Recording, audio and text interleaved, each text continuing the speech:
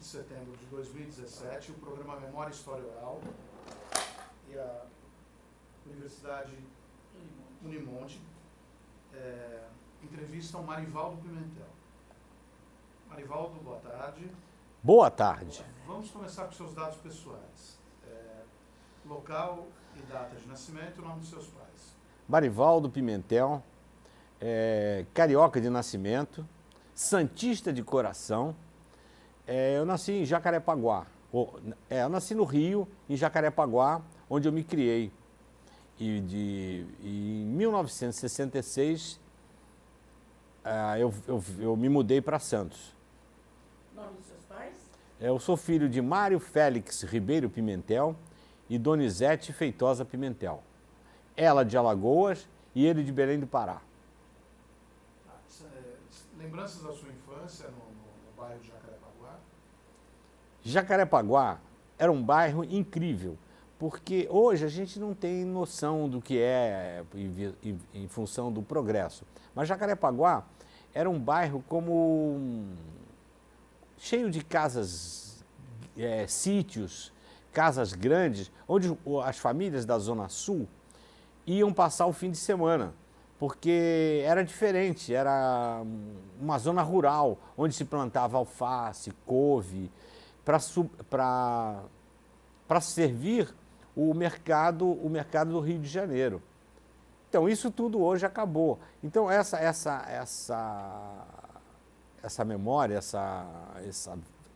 essa coisa do Jacarepaguá era muito incrível, porque as pessoas se encontravam bastante, não existia televisão, todo mundo via, quando ouvia uma novela era no rádio, depois você ia para a calçada para contar a novela e contar outras coisas. A gente jogava bola na rua, a gente rodava peão, soltava pipa, subia nas árvores para pegar jaqueiras, para pegar a jaca, fazia arapuca para prender passarinho. Enfim, era uma vida totalmente diferente do que é hoje. O seu pai, qual era a profissão dele?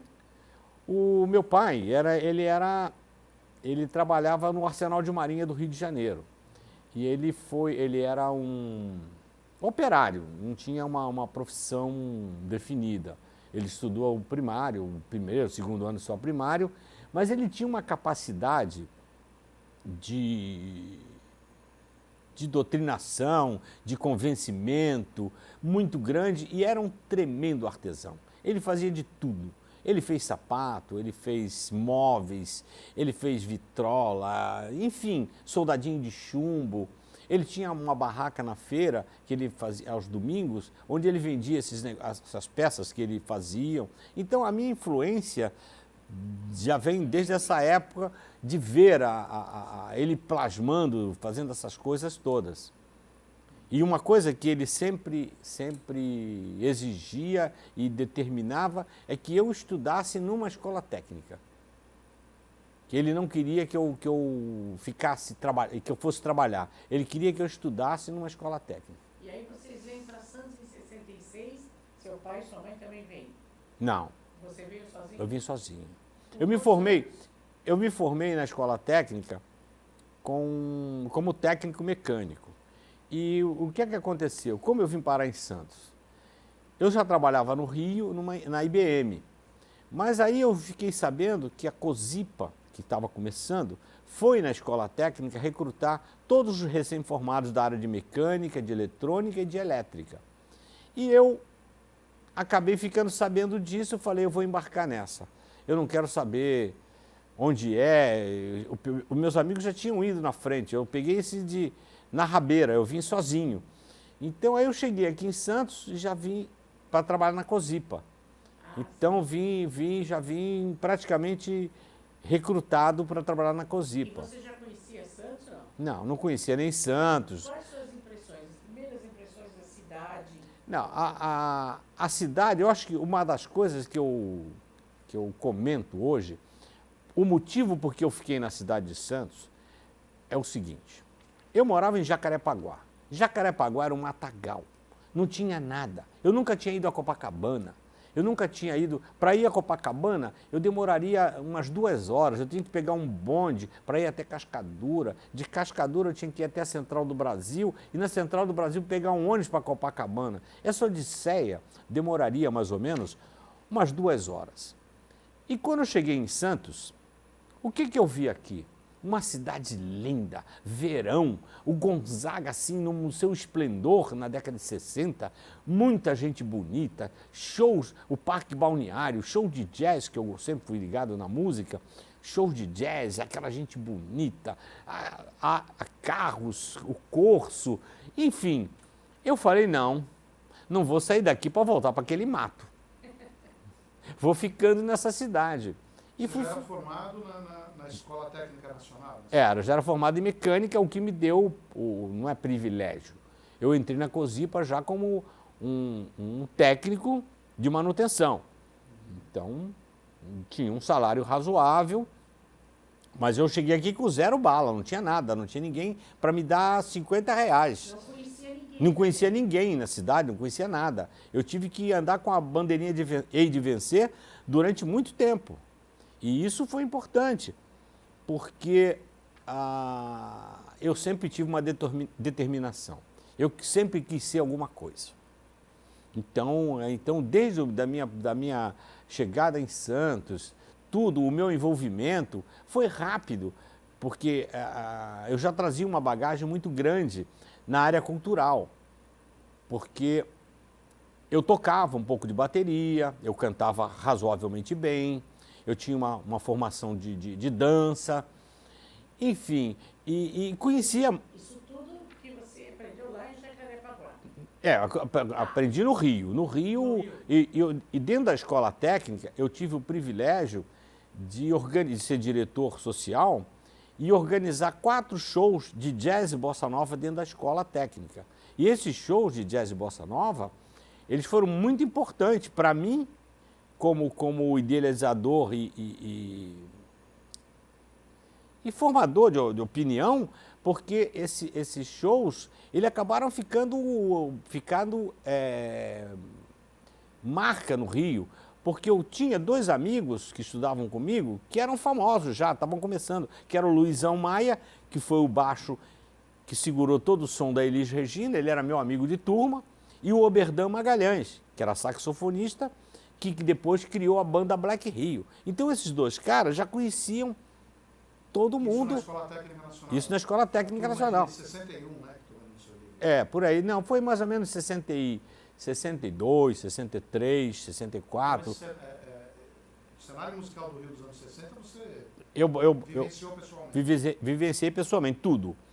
Desde do Beco das Garrafas a todo mundo, eu conhecia todo mundo, porque os shows eram estanques. Era, por exemplo, então, o show da Escola Técnica.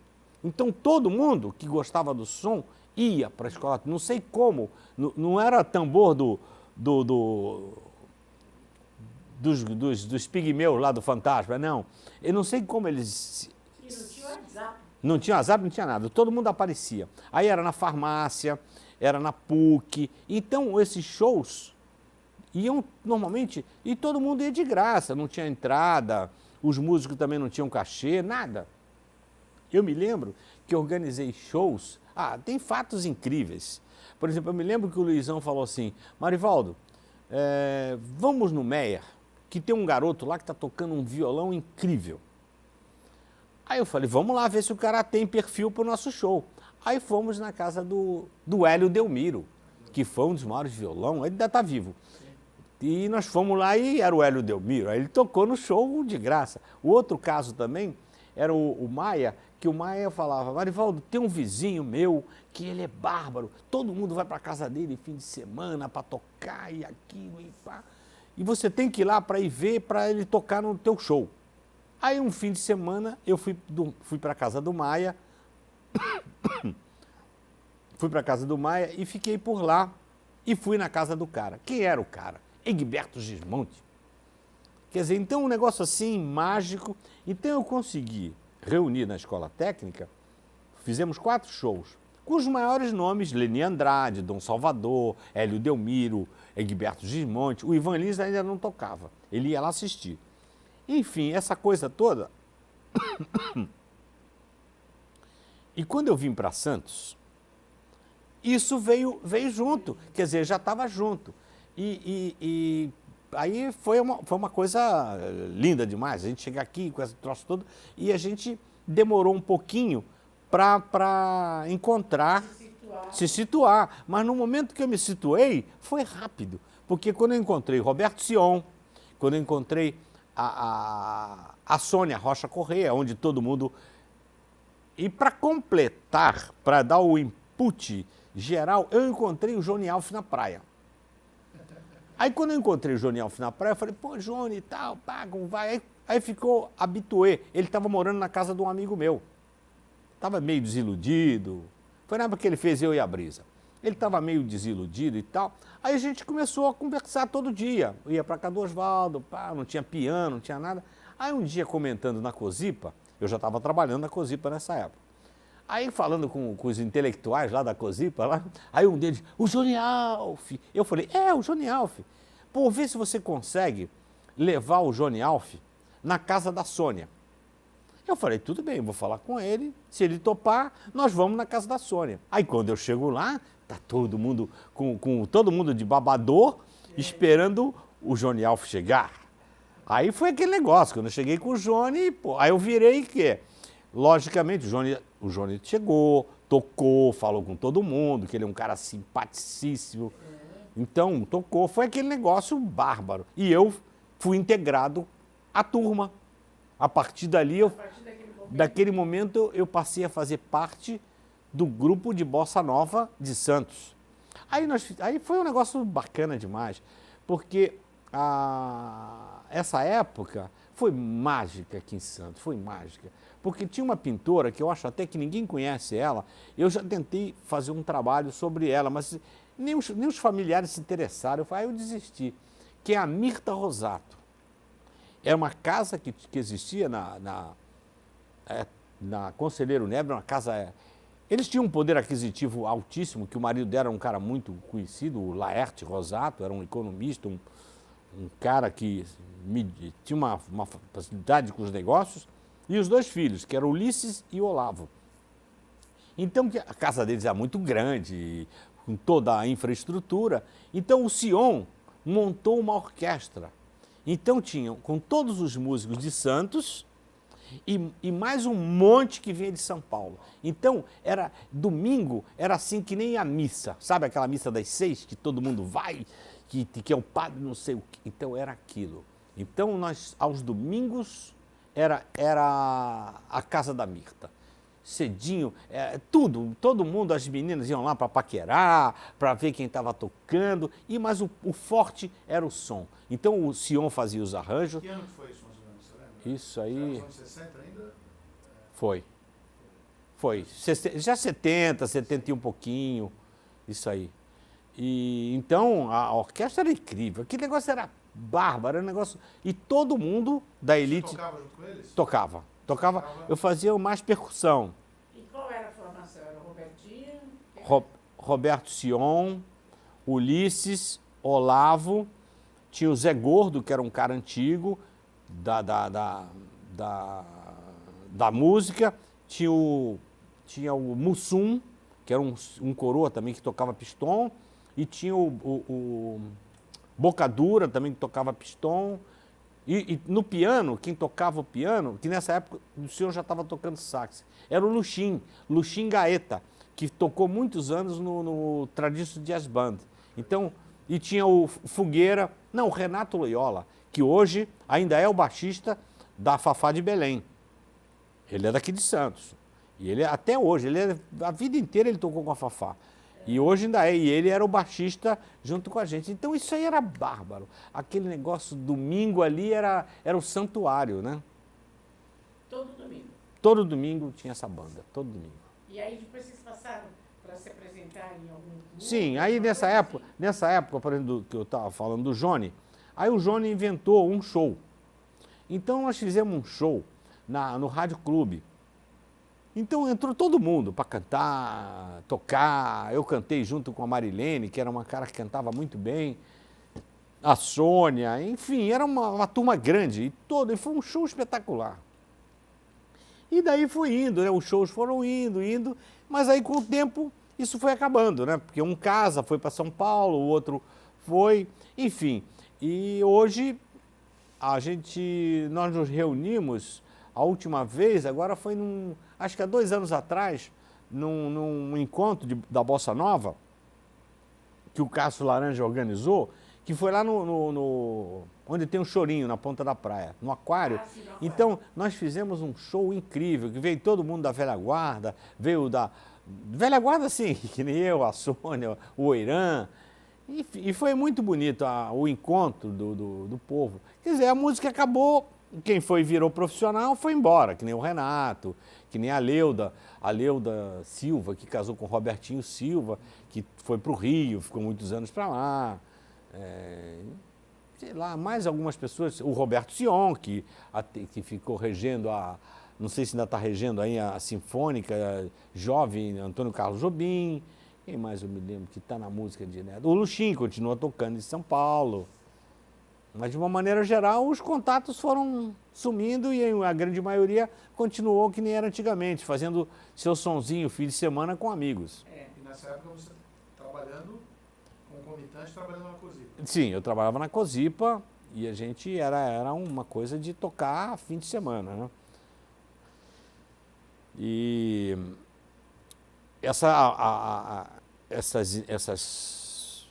apresentações eram esparsas, né? Não eram constantes. Não eram constantes. Aí você entra na faculdade de comunicação. Aí eu cismei de entrar na faculdade de comunicação, aí deu uma virada maluca na minha vida, porque aí eu larguei música, larguei as artes plásticas, que eu já mexia com ela, porque eu não contei isso aí, que isso é importante. Vou voltar para a Cosipa. Na Cosipa aconteceu uma coisa muito importante, que como a Cosipa estava começando, as pessoas todas de uma maneira já vieram de muitos lugares, de Minas, do Rio, como eu, enfim, e a gente precisava de um elemento cultural, uma referência. Aí aos poucos nós fomos encontrando pessoas com certas afinidades e nós resolvemos criar o Salão de Artes Plásticas da Cosipa. Então isso nós fomos descobrindo, o cara que fazia desenho de tubulação, a gente mandava fazer um desenho de tubulação maluco, o outro que fazia casinha, faz não sei o quê, pinta um quadro, eu que gostava de mexer com metal, comecei a fazer umas coisas de metal, enfim, eu sei que nós chegamos a arrumar aí uns 20, 30 pseudos artistas, expositores. E essa exposição, ela foi patrocinada pelo AFC, que era a Associação dos Funcionários da Cosipa. Mas naquela época essa coisa era bacana, era forte, era um movimento cultural. E esse movimento cultural, ele veio para Santos, não ficou em Cubatão. A coisa era feita nos moldes como se fosse uma bienal. Vinha prefeito, diretores da Cosipa que abriam os prêmios, enfim, era um negócio bárbaro e isso era realmente um incentivo às artes. Isso era um incentivo às artes, coisas que não existem mais hoje. É uma pena. Mas então, o que aconteceu? Com esse salão, eu acabei desenvolvendo uma série de técnicas, aprendi algumas coisas e e participei como artista e ganhei uma medalha. Aí eu falei, não, eu vou entrar nesse negócio de cabeça.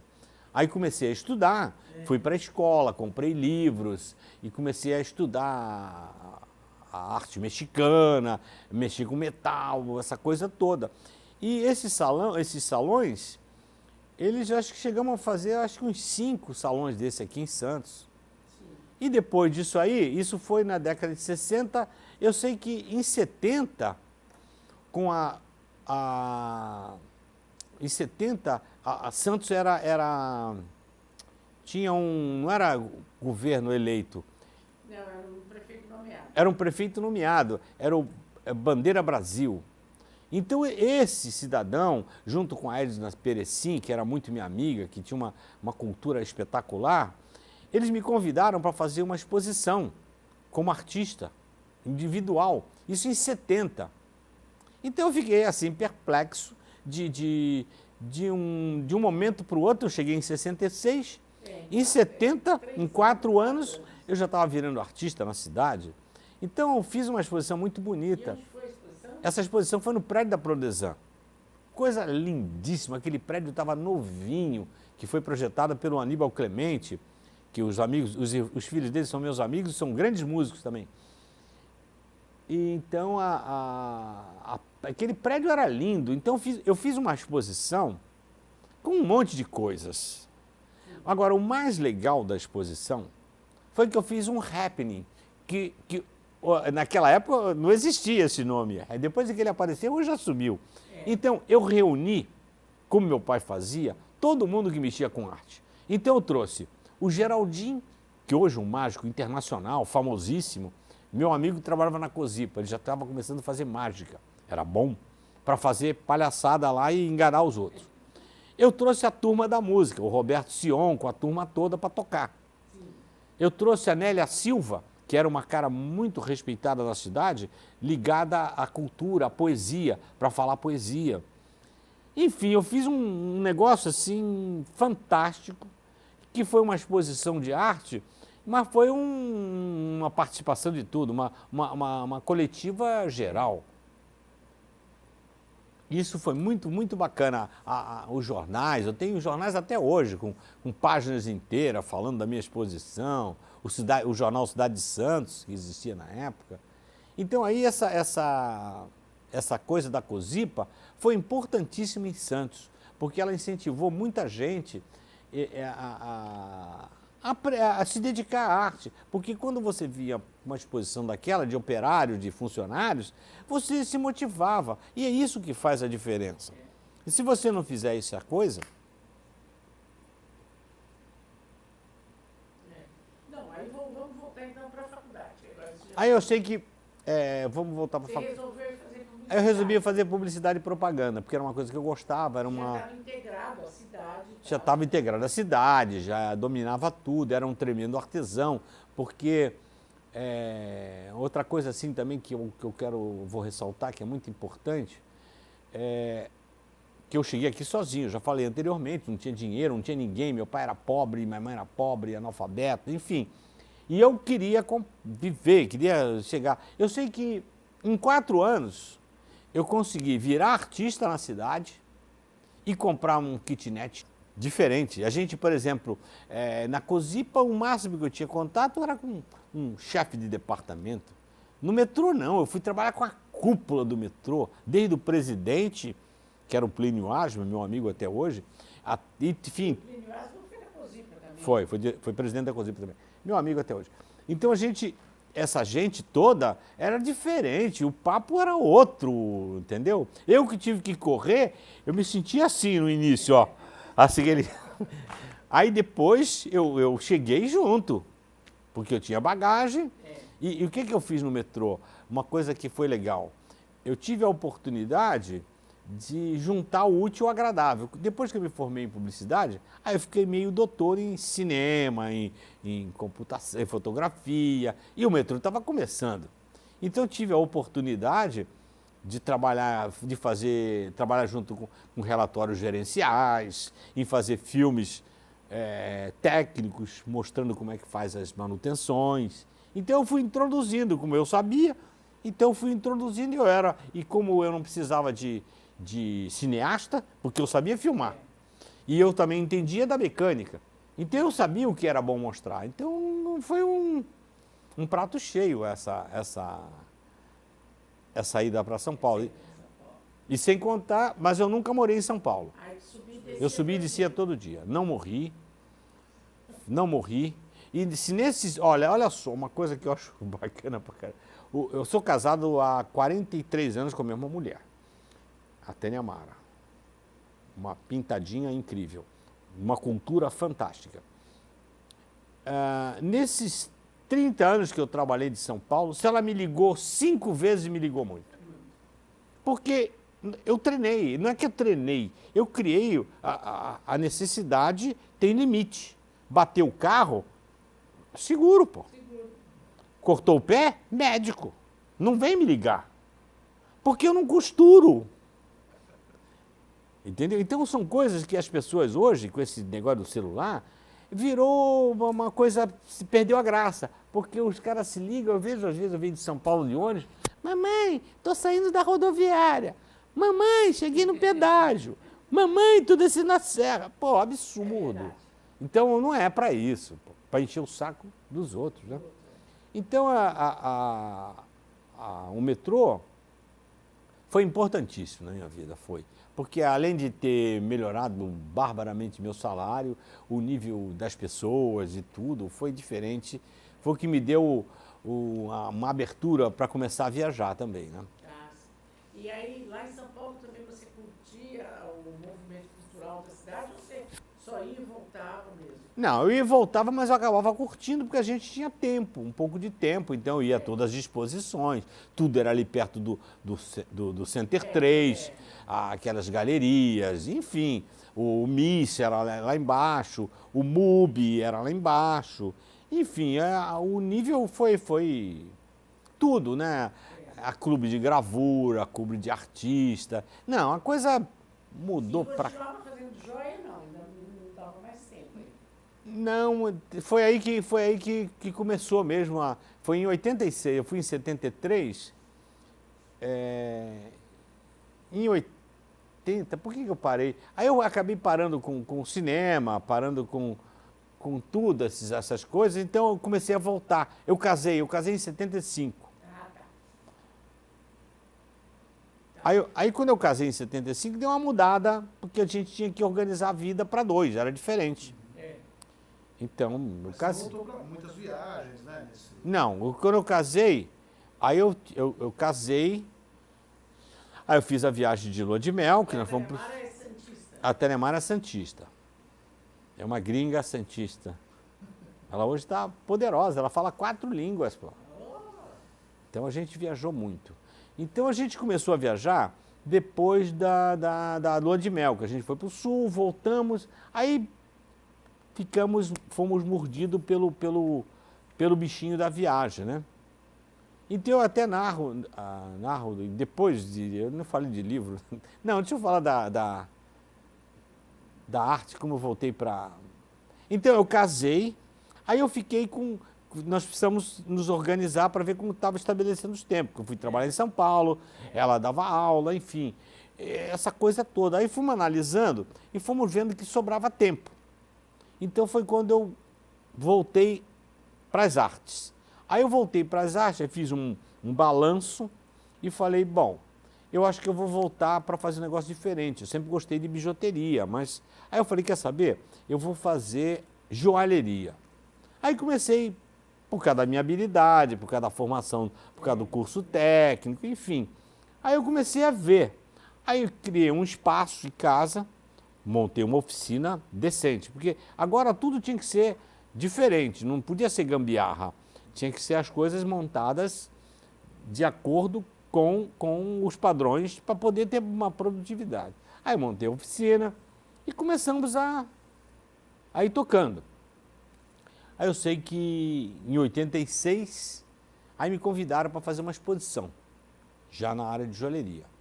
Eu tinha participado de muitas exposições de grupos, mas eu sempre, não é questão de querer ser melhor do que ninguém, mas eu gosto de mostrar o meu trabalho num contexto geral, porque eu, graças a Deus, eu nunca dependi dessa arte para sobreviver. Então eu fazia porque eu gostava, porque eu tinha prazer. Então as peças, outra coisa que eu nunca fiz, as minhas joias, por exemplo, elas sempre foram o que eu quis fazer. Eu nunca segui uma tendência, nunca. Sempre gostei pela minha experiência. Então aí, em 86, eu fiz a primeira exposição, que foi na Associação dos Médicos de Santos. Eu mudei até o nome, a gente chamava Galeria Piada. Eu falei, não vou expor na Galeria Piada. Aí eu mudei o nome, botei, sei lá como é que eu botei na época, virou Galeria dos Médicos, sei lá, eu mudei o nome porque eu não vou expor a primeira exposição minha na Galeria Piada.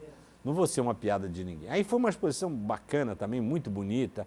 Eu criei mandei fazer, confeccionar as vitrines.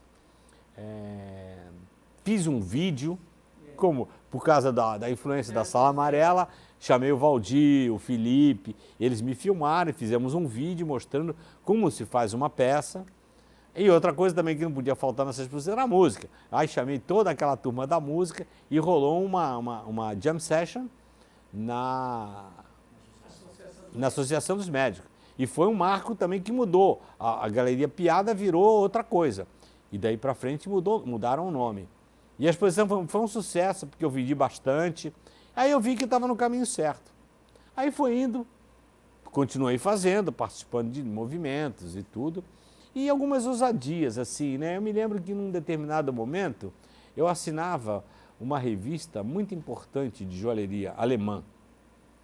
Aí como eu sou um cara que eu andei sempre atrás do ouro, do sucesso e sempre fui ousado, nunca existiu barreira para mim. Fulano é importante, fulano é difícil. Não, isso aí nunca existiu. Nunca, porque eu já estava no zero mesmo, então tudo o que vem é lucro. Eu costumo até contar uma coisa que é importante.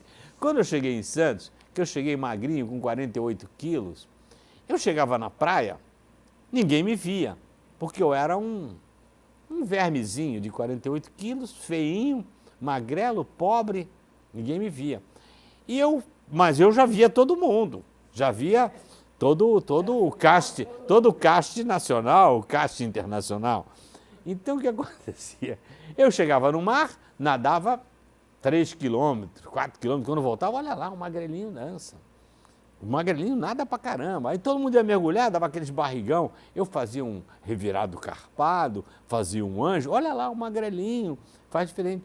Aí quando chegava no Clube dos Ingleses à noite, que a gente foi um dos pontos também altos da música brasileira, santista, eu chegava lá, os bonitões, um passo para lá, um passo para cá. Eu não, fazia 8, 68, 36 e ia abrindo meu caminho. Então essa coisa de você procurar fazer esse diferencial é importante. Então por isso que aí quando eu estava contando da revista, né? Então aí eu falei, como eu sou ousado pra caramba, eu falei, quer saber? Aqui é Marivaldo Pimentel, assinante da revista Smook. Graças a ela, eu me sinto um designer atualizado no mundo, embora viva num país de terceiro mundo, blá, blá, blá, blá, blá. E mandei com fotos das minhas peças. Aí eu tive, assim, passaram-se 2 meses, aí eu recebi a revista da assinatura. Quando eu abro a revista, eu vejo uma foto da minha mulher, página inteira, com uma joia minha. A minha mulher com a joia minha falando da minha joia. Eu falei, caramba, isso não existe. Nunca vi ninguém brasileiro sair naquela revista. Aí eu mostro essa coisa que como você... Agora, por que eles publicaram? Porque a foto era boa, a modelo era bonita e a joia era bonita. Então, não existiu aí o poder aquisitivo, não precisei pagar ninguém, não precisei de fazer mensalinho, não precisei fazer nada. Ali é capacidade no duro. Então foi assim um orgulho incrível sair daqui. E todo mundo depois me perguntava como é que eu consegui fazer aquilo. Aí eu explicava, né? E por causa dessa reportagem, eu fiquei um pouco conhecido já em São Paulo, no Brasil, por causa disso. Aí começaram a aparecer convites para exposições, para alguma coisa. Você fez algumas exposições fora de Santos? Fiz. Fiz muitas. Fiz em São Paulo algumas. Participei de muitos eventos em São Paulo, no Rio. Agora, as exposições grandes mesmo foram aqui em Santos. Eu participei de eventos. Então, o que aconteceu? A joalheria foi andando. E em 2000 foi um grande boom para mim. Porque, de repente, apareceu o IBGM, que é o Instituto Brasileiro de Gemas e Metais. Eles, junto com a Swarovski, eles criaram um concurso internacional de joalheria. Sim. E me convidaram para participar do concurso. E o tema era um mar de luzes. Aí eu falei, não, essa aí eu tenho que pegar na jugular, eu tenho que entrar nesse negócio de cabeça, eu quero entrar, a oportunidade está aqui, eu tenho que fazer tudo para conseguir. Aí eu comecei, em cima do tema, desenvolvi a gargantilha, né? E eu desenvolvi a gargantilha Copacabana, que era uma onda se formando e que ia até a praia. Aí eu comecei a desenhar, e fiz o protótipo, mostrei para alguns amigos, e e fui embora. Fazer. Aí parti que eu tinha que mandar a peça nesse concurso. Então me inscrevi e fiz a peça, a fotografia. Agora, outra coisa, por causa da influência da publicidade, por causa de tudo, eu fotografei a peça em alta resolução, eu fiz um CD, eu fiz um postal lindíssimo com a peça em inglês e em português. Então, não, esse foi depois, mas antes eu não sabia o que ia acontecer. Então o que aconteceu? Eu mandei a peça, passou acho que um mês. Tinha que usar obrigatoriamente tinha que usar os cristais. Né? Obrigatoriamente, como era a Swarovski que estava patrocinando, você tinha que usar as pedras da Swarovski. E eu usei pedras Swarovski, zircônias azuis e brancas, para fazer a onda do mar. Então a peça, a gargantilha, tinha 225 pedras. Nossa! É bonita pra caramba, não é porque é minha não, mas é muito bonita. Então o que aconteceu? Não deu outra. Eu ganhei em primeiro lugar, aí de repente eu recebi o telegrama do IBGM me cumprimentando e dizendo que eu tinha direito para ir para Nova York uma semana para receber o prêmio. Eu falei, meu Deus, eu não acredito nisso. Com acompanhante. Eu falei, meu Deus, eu não acredito nisso. Aí teve assim um momento de loucura cerebral, né? Assim, de você não imaginar que ia chegar tão longe, né? Do jeito que eu cheguei aqui, a minha luta toda para conquistar um espaço, para ver tudo, e de repente eu estou indo para Nova York para receber um prêmio internacional de melhor design das Américas. Falei, caramba. Aí fui, né? Fui para Nova York, um troço fantástico. Teve até limousine, fiquei num tremendo hotel. Eu já tinha ido 2 vezes para Nova York, mas nunca fiquei num hotel daquele, sempre ficava num meia boca. Mas, olha, jantares incríveis, entrevistas. E quando eu fui para Nova York, eu já levei postais, postal mesmo, como se fosse um postal, da foto da gargantilha e o texto em inglês e português. Por isso, influência da publicidade. E lá eu distribuía para todo mundo o meu cartão. Sei lá, não sei onde eu vou chegar, mas eu distribuía. E agora uma coisa que isso valeu, que eu era o único cara em Nova York, dos premiados, que tinha vários CDs com a fotografia da peça em alta resolução. Então o que aconteceu? Todas as revistas que saíram só a minha peça. Então, aí depois eu conversei com todo mundo, os gringos que estavam lá. Eu falei, ó, se vocês verem sair alguma revista, alguma coisa, manda para mim que eu quero para mim. Então tenho todas as revistas americanas, italianas, que saíram a minha peça, eu tenho isso tudo. E outra coisa que eu fiz, também influência da publicidade e da engenharia também. Eu fiz um book desse prêmio. Eu tenho desde a ficha de inscrição a tudo que saiu,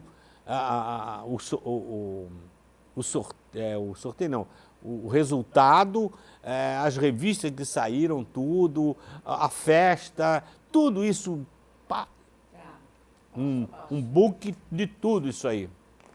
Então essa coisa que a gente acha que às vezes você faz um curso, mas quando você gosta, ele entra e você produz sempre coisas de um nível espetacular, sempre. Não tem meia boca, não dá para fazer nada pela metade. Então aí foi indo, né? Eu ganhei esse prêmio, Aí, na época, eu fui para muitas televisões, muitas entrevistas. Muito legal. É assim, é um negócio maluco você. Você tem um ateliê agora? Sempre tive, na minha casa. Na sua casa, né? É. Onde eu faço as minhas maluquices, onde eu invento, sempre. E essa coisa do prêmio foi fantástico. Eu fui convidado para a H Externa, fui convidado pela Drison, para ver se eu queria trabalhar lá, mas eu falei, não vou largar o metrô, que é uma área que eu domino, eu tenho um bom salário, eu vou ter uma boa aposentadoria, que eu pago o cara. Quer dizer, eu vou começar a ir para um lugar para desenvolver coisas que eu vou arranjar uma neura que eu não tenho. Então foi justamente nessa época desse prêmio que eu fiz 60 anos. E o metrô estava dispensando. Todo mundo que estava, sei lá, uma política boba de profissional, que o cara no auge de 60 anos está no auge da cabeça. Pelo menos a minha está, até hoje. Mas aí estava dispensando, aí eu aproveitei a oba-oba, que eu estava nessa onda de estrela. Aí saí do metrô, nem senti falta do metrô. Inclusive, a imprensa brasileira que eu vi usou muito isso, né? Metroviário ganha prêmio internacional. Tem um jornal que foi bárbaro, o César Gobi, que era um cara colunista famoso, ele fala, o cara que vai para Nova York receber o prêmio de design não faz parte do... Frequenta as famosas joalherias. Não, ele é o Marivaldo Pimentel, um metroviário. Quer dizer, é um negócio maluco. Ele escreveu aí, não frequenta as Não, isso é bárbaro. Então, são essas coisas que às vezes eu fico chateado hoje de não existir pessoas. Não vou dizer que eu sou o rei da cocada preta, que eu tenho o padrão de sobrevivência, de vida, mas tem uma série de coisas que são importantes e que as pessoas deixam passar isso e não pegam. E quando vê, já passou. A tua barriga que começa a crescer, você não administra. Uma coisa que eu falei sempre, eu nunca vou ser barrigudo, porque eu não vou deixar ela crescer. Quando mudar, eu faço alguma coisa para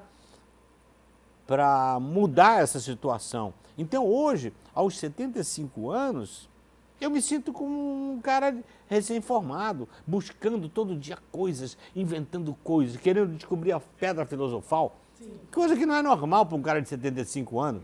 Mas eu saio de moto, eu saio de carro, enfim, eu estou sempre inventando coisa em Uma ligação movimento. com o carnaval também, não tem? Tem. Carnaval foi importante pra caramba. Como eu sou carioca, e a gente sempre foi pro Rio. E a minha mulher sempre gostou de carnaval, sempre gostou de música, de dançar. A gente dançava muito. Uma outra coisa que eu fiz muito, porque eu tive a influência da música no Rio. Então eu aprendi a dançar, que eu era aqueles caras que frequentava os bailinhos do Rio. E todo mundo ia aprender a dançar, porque todo mundo dava show. Então, em algumas situações, a gente ia ver os grandes bailarinos dançar. Mas a gente aprendia. E depois ia para o nosso clubezinho e fazia os desenhozinhos, tal, aquele desenho que eu falei da praia, do Clube dos Ingleses. Então, o que acontecia? Eu casei com uma mulher muito bonita, muito elegante, que gostava de dançar. Então, a gente treinou há muito tempo e modéstia à parte, a gente sempre deu muito show de dança, em todos os bailes, navios, enfim. Sempre abríamos rodinha. E no carnaval, consequentemente, a gente ia para o Rio no carnaval. E carnaval no Rio é o quê? Escola de samba. Então, não teve... Foram muitos anos de Marquês de Sapucaí. Portela. Né? Foram muitos anos de Marquês de Sapucaí, de todo jeito. Desde o tempo quando aquilo era de... Não, de ferro tubular, até o final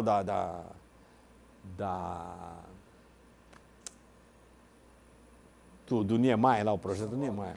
Então, a vida, eu digo assim, eu acho que eu aproveitei todas as paradas que surgiram na minha vida, eu aproveitei bem. E sempre procurei dividir com as pessoas. sempre, mostrando que tem muita coisa que não é difícil. É questão de você ter persistência, é questão de você ter dedicação. Então, hoje eu fico chateado porque com tanta tecnologia, o pessoal está ficando mais burro. Fala sobre o seu primeiro livro. Em 2008, foi 2008? Eu resolvi, eu sempre quis fazer um livro.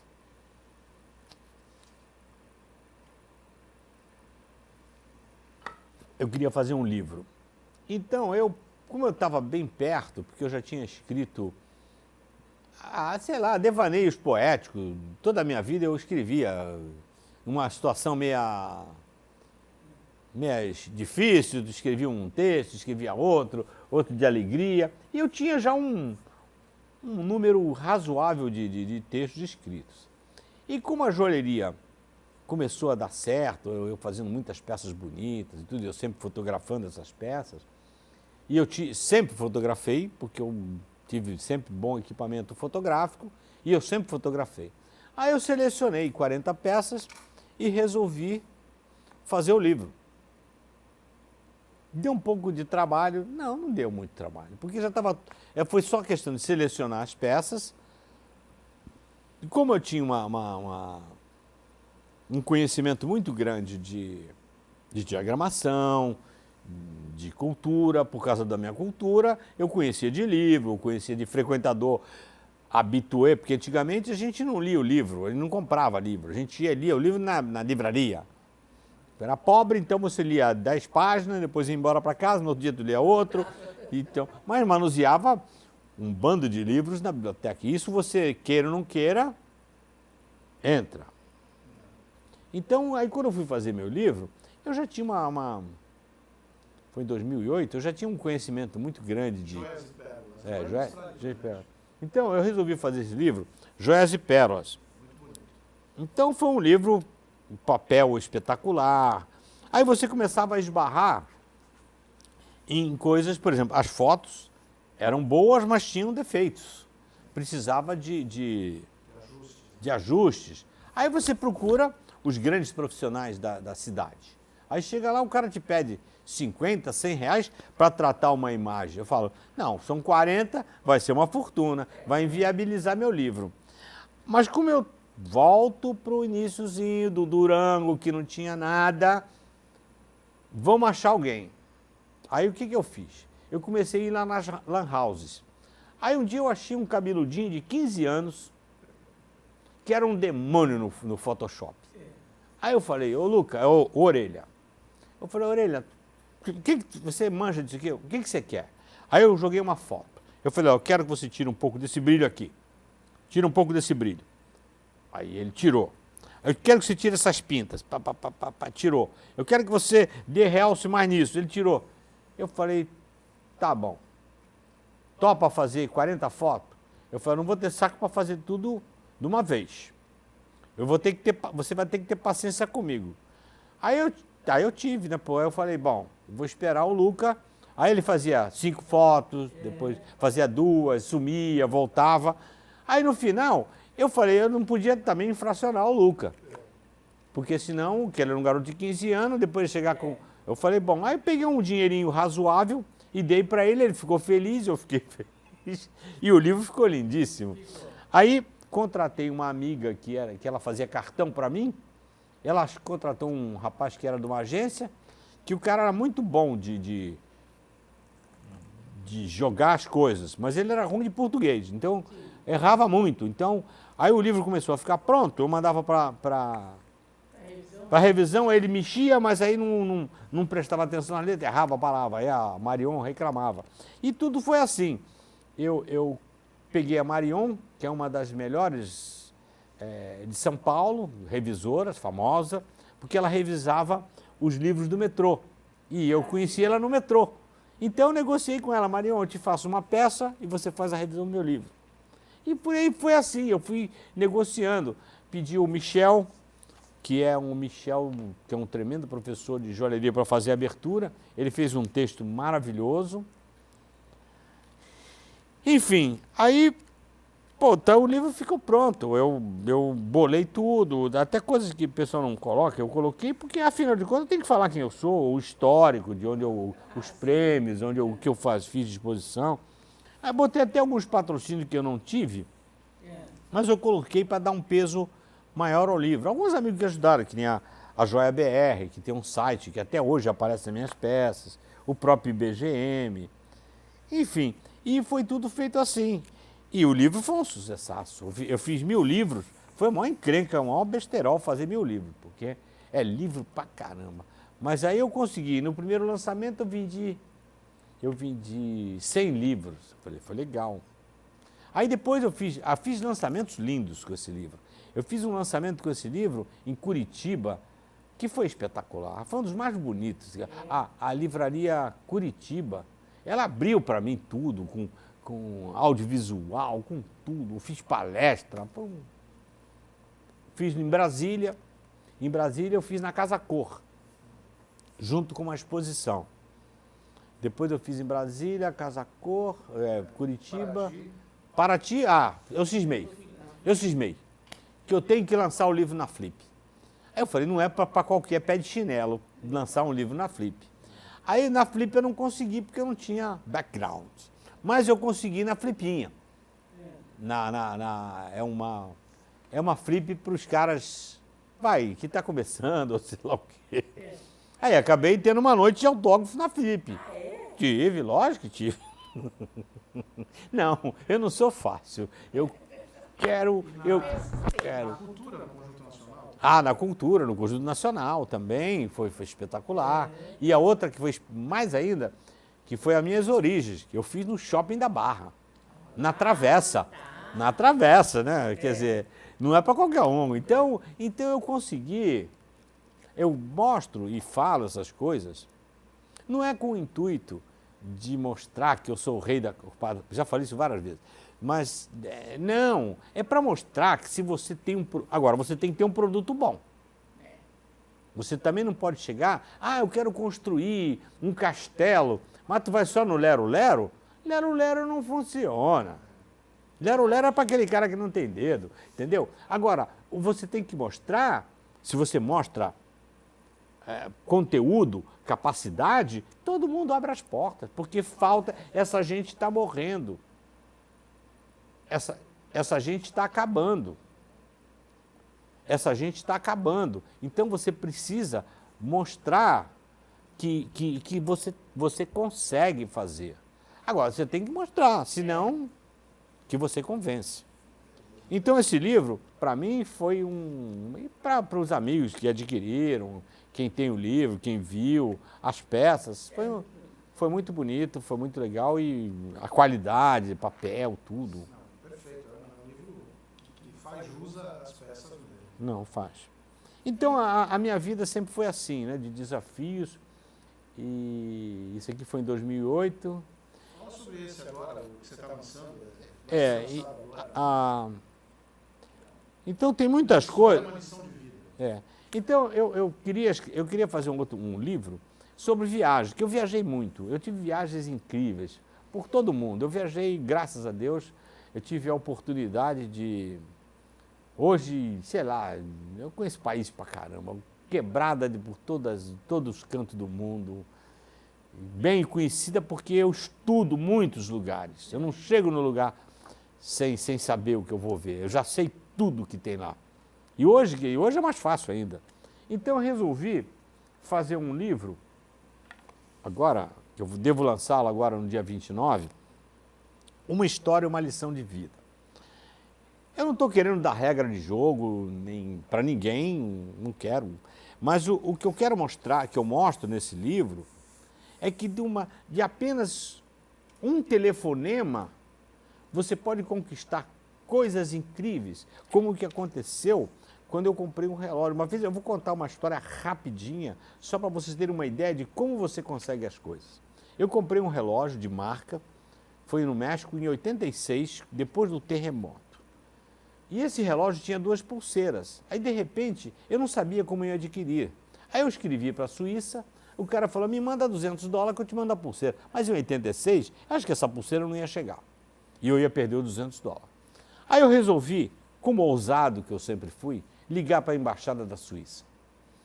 Liguei para a Embaixada da Suíça e me atenderam, uma gringa lá me atendeu. Aí eu falei para ela, dona Irene, é assim. Ela falou, não, mas o consulado trabalha para grandes empresas e o que você quer é uma coisa pequena.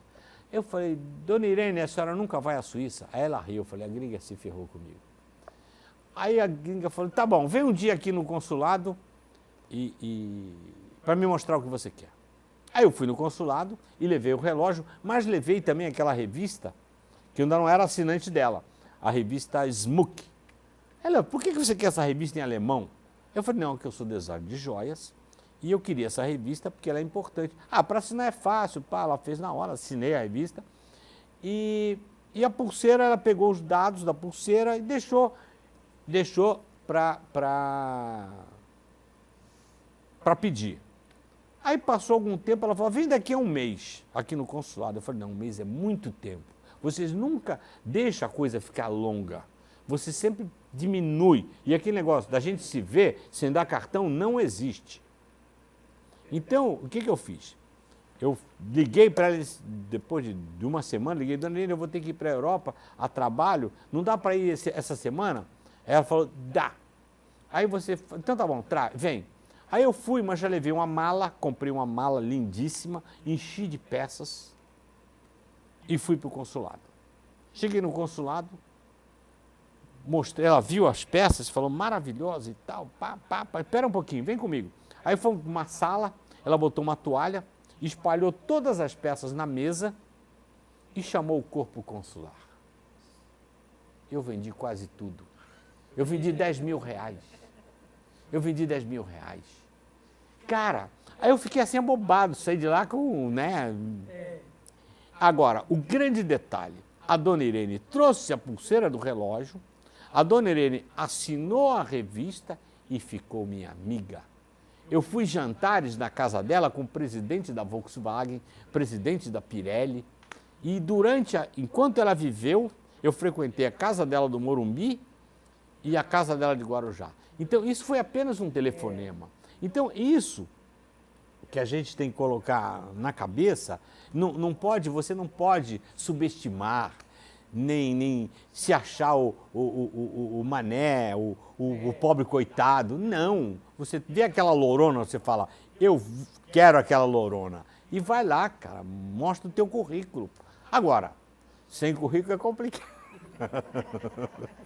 Então esse livro, tem muitas dessas histórias. Eu falo do Rio, de quando o Rio começou, de quando eu morava em Jacarepaguá, que eu já falei anteriormente. Depois eu falo da Bossa Nova, falo quando eu vim para Santos. Algumas histórias que eu já falei aqui na entrevista. Então essas coisas. E conto uma grande viagem, que foi uma viagem épica, que foi feita para fazer essa viagem foi difícil, porque naquele tempo não tinha internet. Então eu queria entrar pelo trem da morte. Vocês já sabem, não sabem quem é o trem da morte? Então vão saber, vai ler que ainda existe história. Ou então compre meu livro. O trem da morte é incrível, então foi um negócio louco, andar pela Bolívia, andar pelo Peru, andar E tudo, essa viagem começou, porque eu vi um filme épico que chamava Fritz Carraldo. É um filme que o maluco queria viajar com um navio pela floresta. Ele queria descobrir uma nova rota para a borracha. Então, influenciado por isso, eu quis conhecer o Rio Amazonas, quis navegar o Amazonas inteiro. E consegui navegar. E eu conto essa história também no livro. Então, nesse livro, eu junto essa viagem e conto um pouco das minhas conquistas na joalheria, um pouco da música. Enfim, alguns casos desses, assim, que nem eu falei agora, da pulseira do relógio, que tem cada um incrível. Então, esse é o livro que eu devo lançar agora, no dia 29/9, na Pinacoteca. Ótimo. Alguma coisa que você queira dizer, que a gente não tenha perguntado? Olha, assim, eu posso falar, não, eu já falei, né, da arte, por exemplo, eu acho que você só vai conseguir artistas, só vai conseguir cineastas, só vai conseguir fotógrafos, se você criar programas que faça isso acontecer, que incentive. Mas não é, hoje está complicado, porque os caras têm tudo na mão, mas eles não sabem usar as armas. Então tem que se fazer, tem que fazer coisas interessantes, estanques, mas ou com premiação, ou com movimentos musicais, que nem esses movimentos que estão sendo feitos em Santos, o Festival de Jazz, o Festival de Bossa Nova, mas tem que, as pessoas, não pode existir divisão que nem existe, é um grupo que faz um ou que faz o outro, é um grupinho que faz não sei o quê, você tem que tentar tirar essa coisa de panela, porque isso é cultura, não importa se é A, se é B, se é preto, se é branco, não importa, o importante é acontecer. Agora, por exemplo, quando eu vim para cá, eu vim num ônibus seletivo. Eu perguntei para o garoto, onde é a Unimonte? O que é o Unimonte? Eu falei, o garoto jovem, deve ter o quê, uns 16, 17 de idade, ele não conhecia nenhuma faculdade de Santos, ele não sabia onde era a Faculdade de Direito de Santos, ele não sabia o nome da faculdade que tem lá no final da Conselheiro Nebias, ele não sabia nada. Eu acho que isso, um jovem de 17 anos tem que conhecer todas elas, para saber onde ele vai tirar, onde ele vai enfiar um anzol. E isso não existe. Os caras estão burros, pega tudo pelo ar, ele faz aí já não sabe mais nem escrever. Não sabe mais escrever. E outra coisa, fica fazendo WhatsApp, como é a foto? Instagram. Não. Faz o selfie, mas ele não sabe que o selfie, de cima para baixo, faz anão. Achata as pessoas. E de baixo para cima, faz monstrinho. Então eles ficam se sacaneando, se fotografando de qualquer jeito, sem pintura, sem maquiagem, sem pintar cabelo. Às vezes aparece, eles não são negros, mas falta luz. Eles não sabem que... E eles se veem no escuro, não sei como, e se acham lindos. Então isso acabou. Quer dizer, a gente tem que tentar virar essa coisa, não sei como, mas tem que virar para poder a coisa acontecer. Porque os caras banalizaram e perderam o feeling, que é a qualidade. Isso é mal. Então eu sinto isso aos 75 anos de idade, ainda continuo tentando descobrir coisas, fazer coisas diferentes. Não publico nenhuma foto que não seja tratada no Facebook ou em qualquer outro lugar. Se ela estiver desfocada R$200, eu rasgo, porque não é a minha qualidade. Eu tenho que ver a minha cara. Eu tenho que procurar meu melhor ângulo. Legal? A Fundação Arquivo Memória de Santos, o programa Memória Historial, agradece o depoimento de Marivaldo Pimentel.